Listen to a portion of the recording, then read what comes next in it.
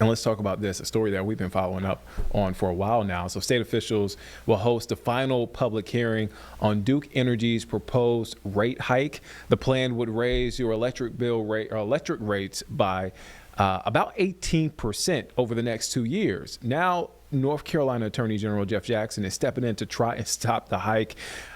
Julie Kay is covering the story. Julie, there are, how do I put this? A lot of reaction, I should say that. A lot of reaction to this potential or this proposed rate hike, not only from politicians, but also from residents.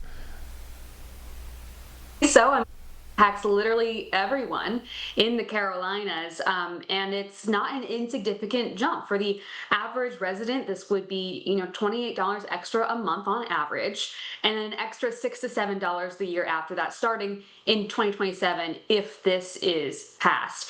Now, we've covered this a few times. You mentioned this is the final hearing tonight. It's going to be in Durham. Final chance for people to participate in this public comment in an open forum like that. We had one here in Charlotte just a few weeks ago, and they've been all around the state trying to get some feedback from people, but pretty loud and clear, people are against this given how significant that increase is. It is significant to have Attorney General Jeff Jackson step in, not just because, he's obviously a big voice in government here, but also because he made this statement in a 700-page testimony about how not just is he against it, he is arguing that Duke Energy is asking for too much. Yes, there's been growth in the state. I mean, they've said, I think Duke estimates more than 150,000 new residents under kind of their jurisdiction of energy.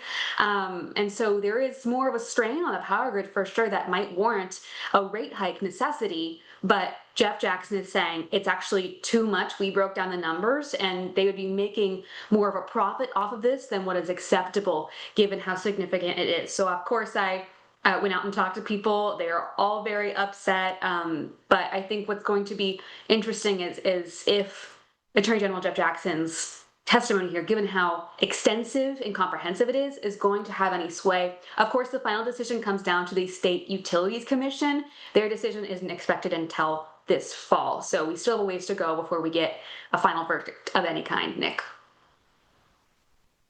Yeah, as you mentioned, Julie, still a ways to go, but we'll get an update at 6 o'clock. Your story airs, so we don't have to wait that long for your story.